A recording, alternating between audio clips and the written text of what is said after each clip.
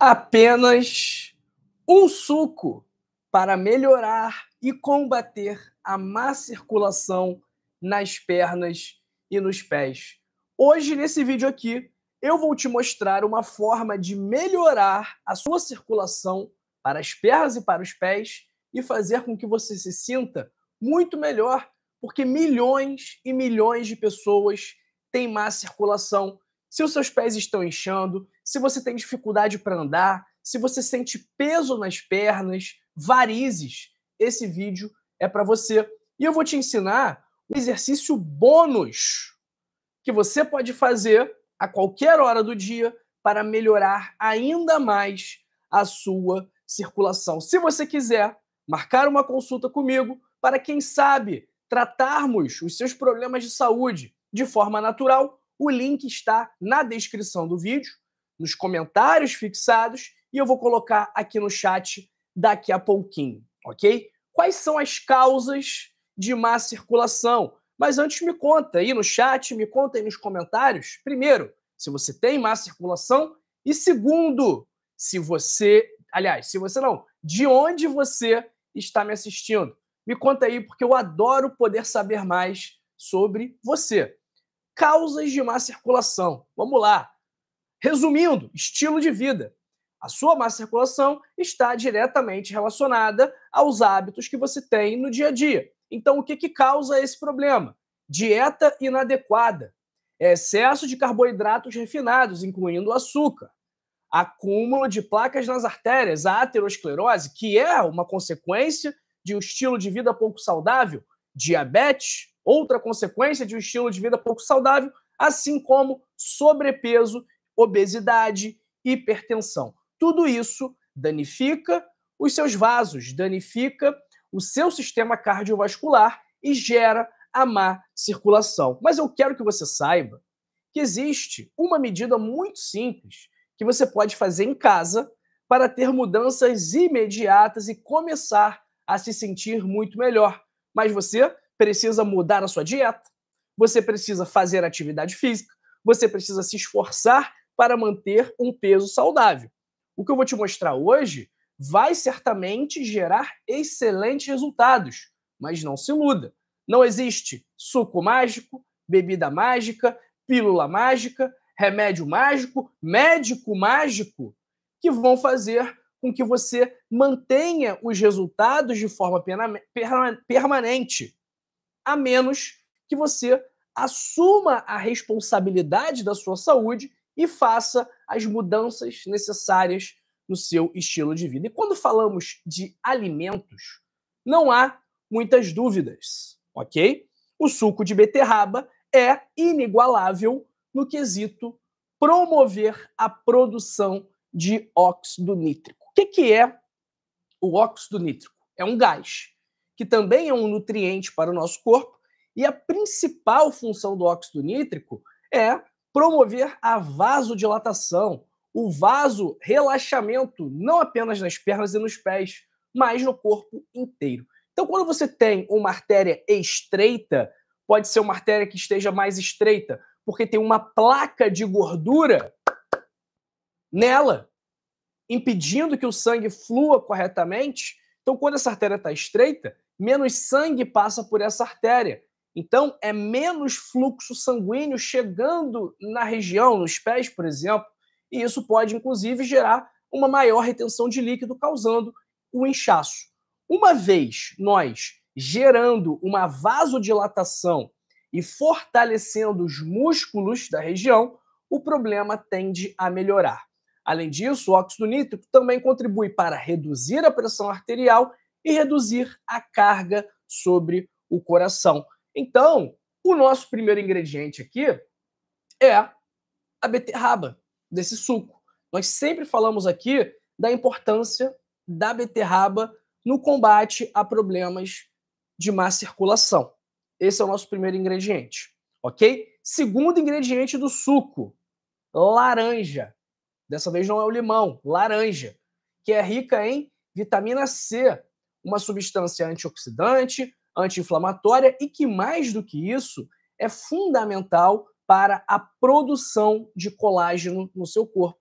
E o colágeno é a proteína que dá integridade aos seus vasos sanguíneos. A gente falou sobre isso ontem na live, que nas grandes navegações portuguesas, essa história é muito conhecida, os marinheiros sofriam de escorbuto, uma doença que, entre outras manifestações clínicas, se mostra com sangramento gengival. E esse sangramento é causado por uma deficiência de colágeno, que, por sua vez, é causada por uma deficiência de vitamina C. Então, sem vitamina C, você não consegue produzir colágeno. E sem colágeno, os seus vasos não ficam íntegros, eles ficam frágeis e aí podem se romper, gerando sangramento. Além disso, a vitamina C promove uma boa circulação, previne os danos e o enfraquecimento dos vasos sanguíneos, possivelmente causado pelo estresse oxidativo, reduz o risco de aterosclerose, que é o acúmulo de placas, de colesterol, que é o enrijecimento das artérias, e a vitamina C promove a saúde cardiovascular como um todo. Nosso próximo ingrediente, que todo mundo vai ter também aí em casa, é a cenoura. A cenoura tem carotenoides, substâncias anti-inflamatórias, antioxidantes. A cenoura tem vitamina C. A cenoura tem potássio, um mineral fundamental para a sua circulação, porque ele também tem propriedades vasodilatadoras. Muitas vezes, uma pessoa está hipertensa porque ela não consome a quantidade adequada de potássio e também de magnésio, um outro mineral fundamental para o bom funcionamento do seu sistema cardiovascular. A cenoura também tem vitamina K e tem muitas fibras, fazendo com que ela seja uma excelente aliada para reduzir o colesterol e reduzir a glicemia, ok? Pessoal diabético, então, que está com problemas para controlar os índices de açúcar no sangue, a cenoura pode ser uma boa aliada para vocês. E ela também melhora a produção de óxido nítrico da mesma forma que a beterraba. Pessoal, quem não souber curtir esse vídeo, quem não souber se inscrever no canal, quem não souber compartilhar esse conteúdo para ajudar aquelas pessoas que mais precisam, que não têm acesso a médicos, que não têm acesso a planos de saúde, que não têm acesso a hospitais, não se preocupe. Se você não souber fazer isso, daqui a pouquinho eu vou te ensinar como fazer, ok? Próximo ingrediente, o mel, que tem diversas propriedades medicinais. Ah, doutor, é o xarope de glicose que vem naquele lá, que é um mel falso, que é só açúcar? Não, é o mel da abelha, ok? O mel da abelha, ele tem açúcar? Tem açúcar. Tem carboidratos? Tem. Mas, além disso, ele tem substâncias antioxidantes, tem compostos fenólicos, tem flavonoides e tudo isso faz com que ele possua propriedades anti-inflamatórias e também estimule a produção de óxido nítrico. Então, todos esses alimentos que eu trouxe aqui, esses 3 alimentos do nosso suco, todos eles promovem a síntese de óxido nítrico. Um aviso aqui importante também, que eu falei num vídeo sobre enxaguante bucal, que se você tiver hipertensão, não é interessante você utilizar esses produtos. Por quê?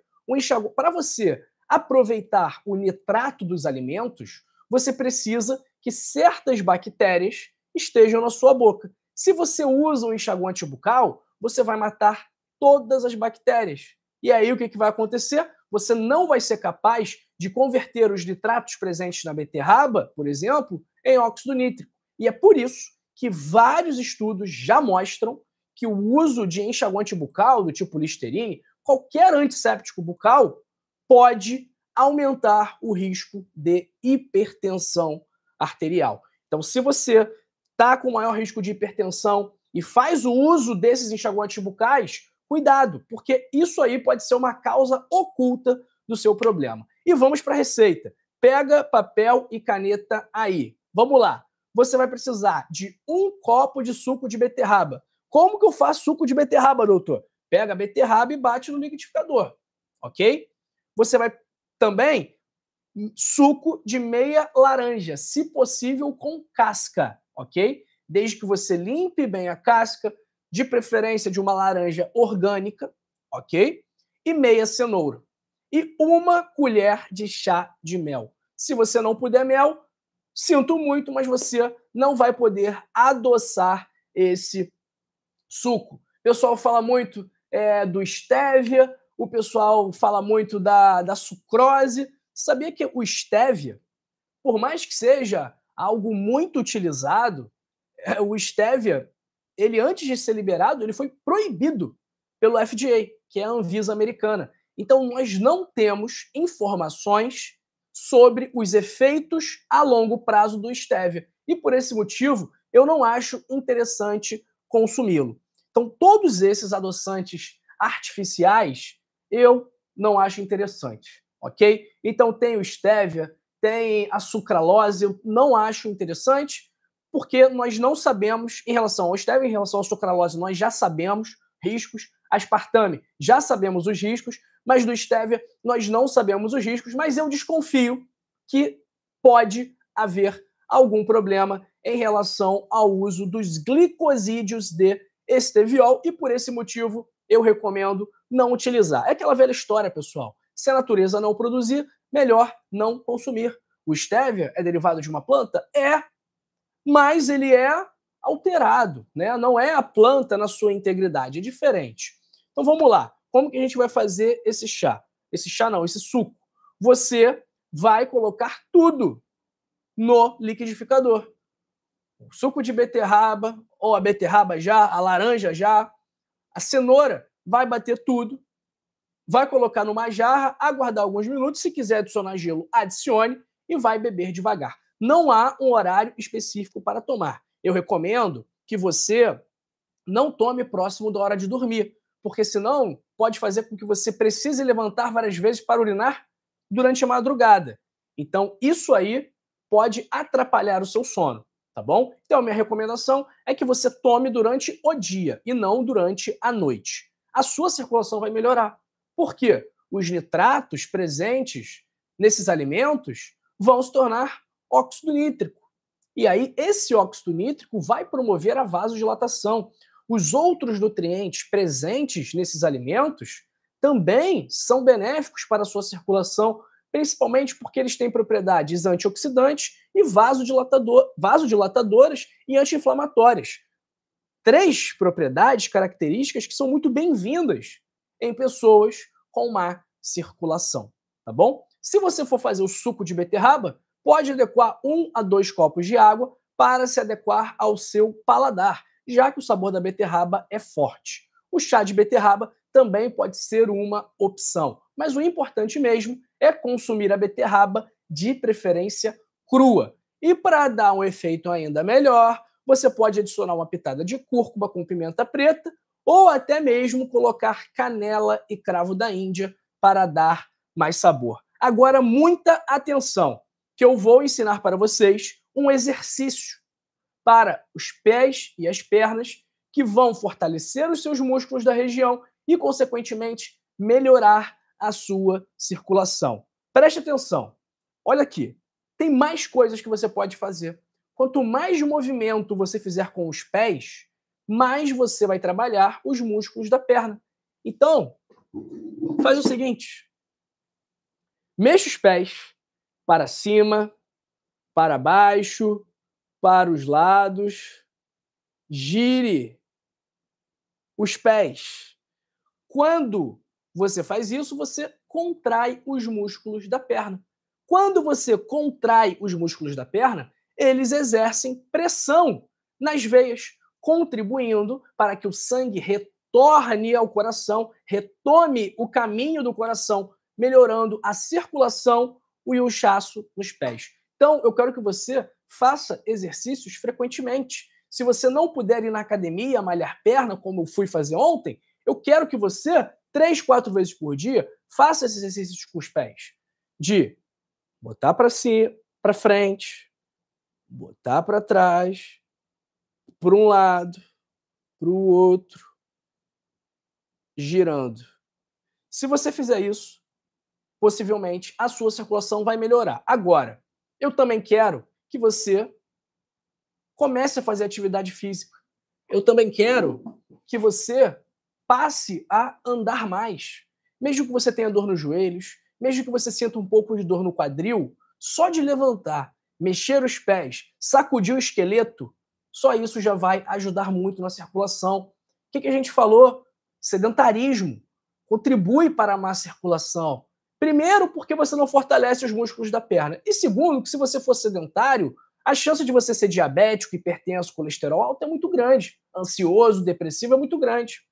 Então eu quero te desafiar aqui hoje para você começar a introduzir o suco de beterraba com laranja, cenoura e mel e tomá-lo diariamente.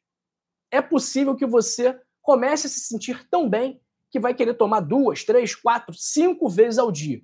Mas eu recomendo que você comece com apenas um copo e veja como o seu corpo reage. Eu tenho convicção que essa simples medida vai ser útil para melhorar a sua circulação. E os diabéticos, obviamente, têm que tomar um pouco mais de precaução, ok? Porque o mel, e dependendo da pessoa, a beterraba também pode aumentar um pouco a glicemia. Mas isso não acontece com todo mundo, e a beterraba pode sim ser consumida por diabéticos, desde que esteja incluída no estilo de vida saudável como um todo, que também é o tema do meu livro, O Código da Longevidade, porque é o que eu falei aqui no início do vídeo, pessoal.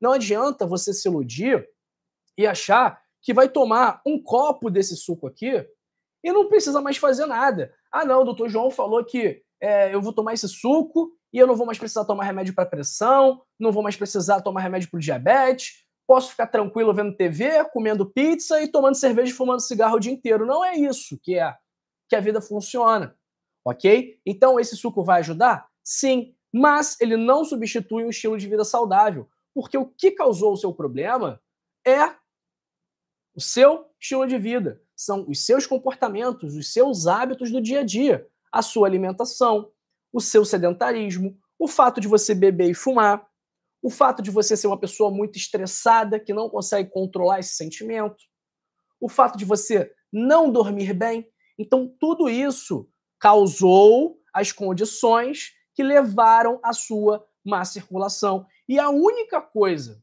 que pode resolver este problema, ou pelo menos impedir que este problema avance, progrida, é a mudança no hábito. Por quê?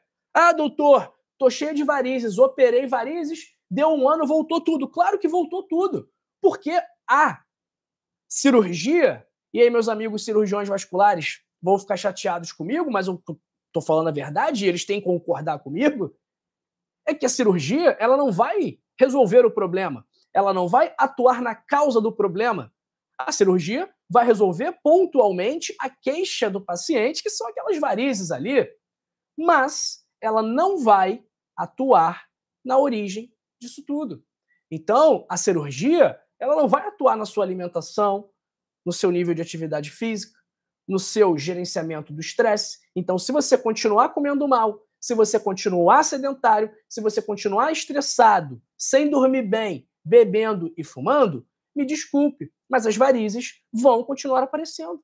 Porque as causas das varizes não foram excluídas com a cirurgia. E não serão excluídas com nenhum remédio. Da mesma forma que hipertensão, colesterol alto, diabetes também são doenças que não são resolvidas com os medicamentos, ok? Elas são controladas e muitas vezes mal controladas com os medicamentos, ok? Então nós vivemos num sistema, digamos assim, que contribui para o surgimento da doença.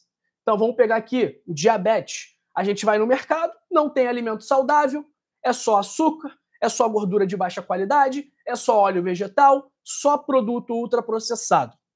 Então, esse é o primeiro ponto. Aí a pessoa só come isso, fica diabética, porque não tem informação também. E aí, quando vem um médico como eu, querendo falar sobre esse assunto, vem e começa a bater um monte de gente, fica batendo, fica criticando. E não é todo mundo que tem a coragem de dar a cara a tapa, como eu tenho.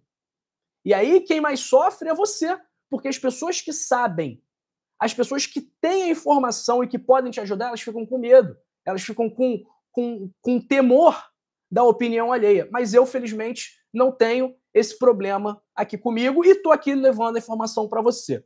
Então, o sistema, ele cria a doença, ele diagnostica a doença. Se você parar para perceber, cada vez mais estamos enquadrando o que era normal como doença. Então, a hipertensão, que a pressão alta, na verdade, né? Uma pressão normal, 12/8, que todo mundo sabe que é uma pressão normal, 12/8, agora não é mais uma pressão normal. Agora o 12/8 é uma pressão elevada. Então a gente está vendo cada vez mais a normalidade dando lugar à doença. A mesma coisa, o TDAH. Hoje todo mundo é TDAH. Todo mundo é TDAH. Você vai na farmácia e não tem o tal do Venvance lá, a tal da anfetamina que o pessoal ama tomar porque acha que vai melhorar o desempenho, porque acha que é muito bom. Não tem. Por quê? Porque cada vez mais nós estamos diagnosticando mais doenças, tratando o que não é a doença, ok? E não fazendo nada para resolver o problema, apenas remediando. Porque, vamos lá, qual é a causa da hipertensão? É uma deficiência de amlodipina. Não é. É uma deficiência de losartana. Estou comendo pouca losartana na minha alimentação, vou ter que repor com comprimido. Não é essa a causa da sua hipertensão. E se você continuar a tomar o remédio, mas não mudar o seu estilo de vida, você vai continuar tomando remédio para sempre. E olha, você pensa que o remédio é bom, mas no fundo, se a gente avaliar direitinho, a gente vai ver que muitas das vezes é forçação demais, ok? E todas essas doenças que eu estou falando aqui, hipertensão, diabetes, colesterol alto, o primeiro tratamento